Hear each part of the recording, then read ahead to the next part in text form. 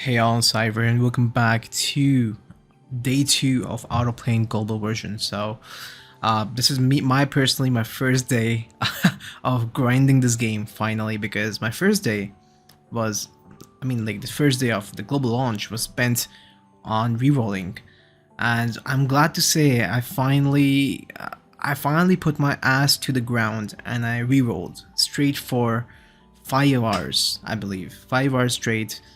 And the result is on your screen. You can probably see it by my lobby.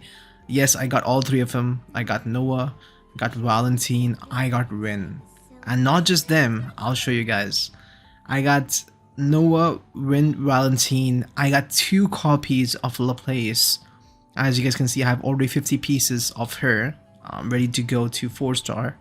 I also get a bet. I got a bet. I got a what's it called? I got a Fanon, another crazy pick. I got a Dolly, and you will not believe in how many summons I got. All of them. So in the beginning of the account, I had gotten only Valentine, Laplace, and I got Noah from the selectors, right? Starter selectors, and then I started pulling on this Rin banner. And you guys can already see I've only done 60 summons, by the way. The 62, the 2 of them are like the daily singles, which you get for free. I only did 30 summons actually, because 30 we got, like, you know, from pre-registration rewards. And I got Rin, and I got a bet, and I got another copy of Laplace. So I'm pretty happy with my account so far. And honestly, if I just got Veronica or Saren, this would be probably an account that could, you know, sell for a pretty high amount, because I don't know, I've never got such a god luck on any of the other games that I played, especially on the launch day. So I'm pretty glad that I got such a strong start finally for once in my life but yeah, I did put like 5 hours of my time, you know. There's that. Anyways, apart from that, so as you do not, I already told you that the first day was pretty much spent on rerolling. I did manage to complete these daily mission events, so this is my second day officially, and you guys can see I've already completed pretty much all the events. Only the login events are remaining. Always make sure to log into these given times to claim your stamina. I've done it, you know, twice daily.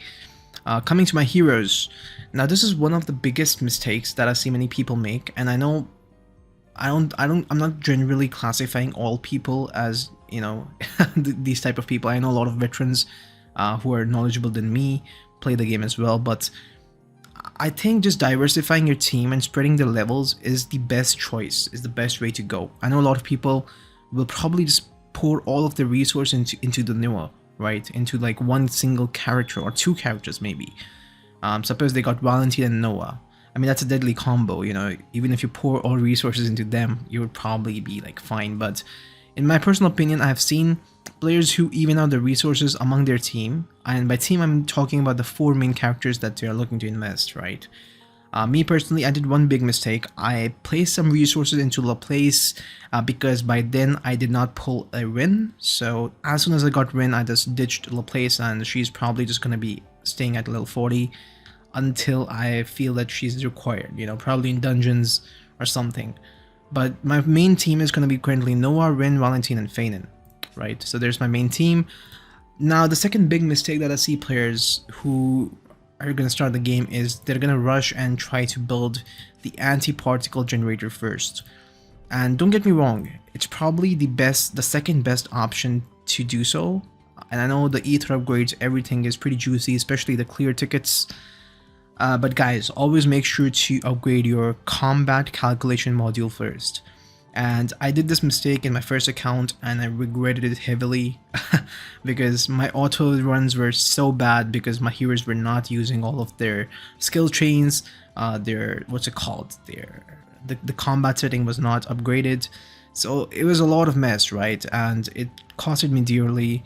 It only takes 1 or 2, I believe. I think it takes 2 in total of these I don't know what's it called, these tokens to upgrade. So make sure to do this first and then move on to anti-particle generators.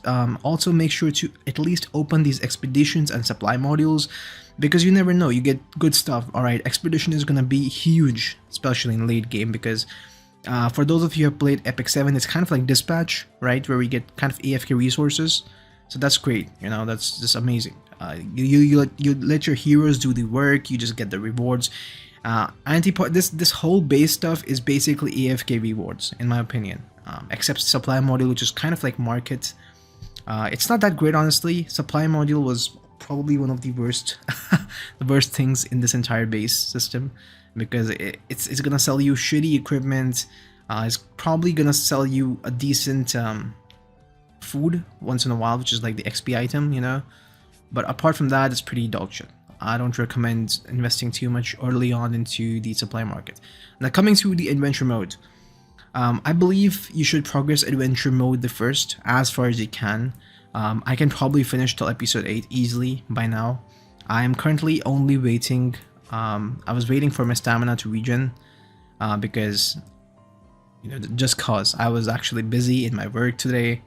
Yesterday I took a holiday just to reroll, so I had to work today, you know. So yeah, I just came back home. Finally, I'm able to play. So yeah, there's that.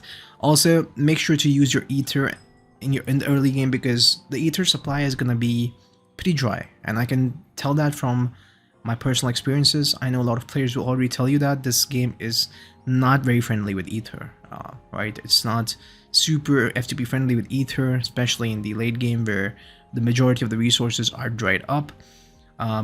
Also coming to ether, I know a lot of players know that arena, these memorabilia matches or whatever it's called, is kind of like fighting versus bots. So they give you a lot of ether. I mean, not really a lot, but it, you know, it calculates over time. It's gonna be pretty good. But one of the best ways to get ether early on is just to climb the ranks, right? You can probably, I'll show you here how much ether you get for every single time. But keep in mind, this is only the first time reward. The next weekly rewards are pretty pathetic. It's nothing like Epic 7. But yeah, they're still fine. At least they're, you know, a decent source of regular ether income, right? So you can see, like, so far, so many rewards: 100, 150, 200, 300, 400. And keep in mind, you climb these ranks pretty fast, because in the early game, majority of players are gonna be just like you, and majority of the players are gonna be these bots. On Outerplane, you will not face real players probably until Platinum. And I have seen that happen in the open beta test. Maybe it will be in gold in the global server because we have more players, but you never know. So make sure to get the early bird advantage, climb as far as you can in arena. And to be honest, guys, it's not even that hard. Me personally, I'm just using this cheap ass team. It's not really cheap, but I want to replace my Faden with Snow for more priority push and priority decrease. This should probably easily take me up to Platinum if I get my, you know, priorities right. If I gear these heroes correctly. Valentine has amazing base speed. She's just overall goddess for arena. I'll probably make a separate video, especially dedicated towards arena. But there's that. Now, coming to, of course, adventure mode, one last advice that I would like to give to players. I know a lot of players are going to be having this problem where they are not able to upgrade the hero after they reach a certain level limit.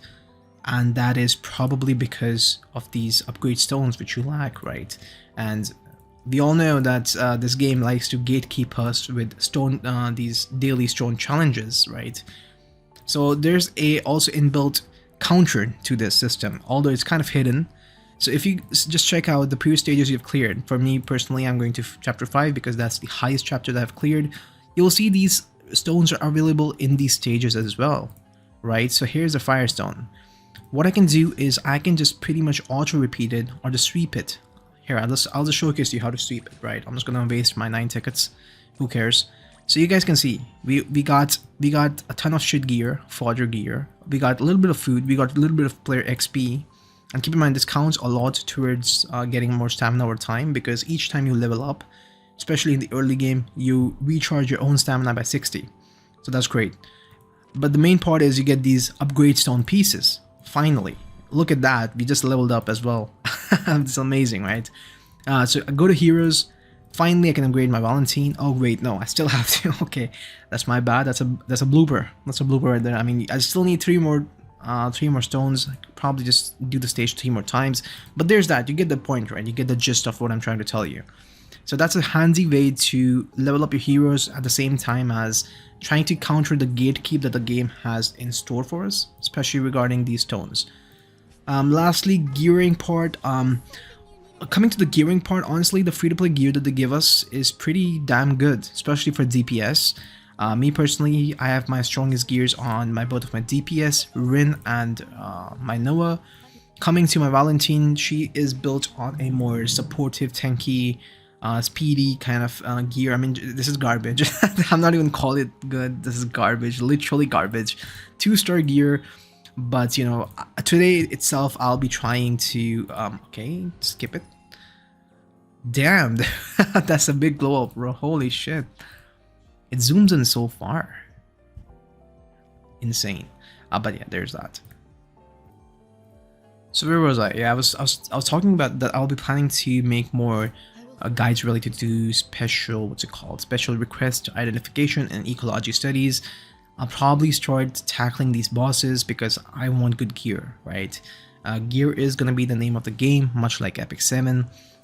Heroes are pretty much stat reliant, although there's a lot of synergy as well, but you know, majority of the damage is going to be coming from your stats. There's that. Coming to Cypher Tower, I mean, it's self-explanatory. I'm still at 15. I could probably push till maybe till 30 because I do have a Feignin. Keep in mind, 30, I think floor 30 boss is kind of a cog block you need because he stuns all your all your heroes with a pretty high chance. So I'll probably make a guide for it if I can without Feignin, but you know, with Feignin the boss is pretty easy. I think probably with Valentine I'll be able to brute force through it, but you know, that's a milestone that I have to face at a later date. So there's that. Hope you guys enjoyed. Hope you guys are liking the game so far. Me personally, I'm pretty hopeful for the game. I just wish that they release more events, more fun-filled events like this. You know, and yeah, there's that. I mean, it's still like the first 2 days, so yeah. I'll see you guys later. Peace.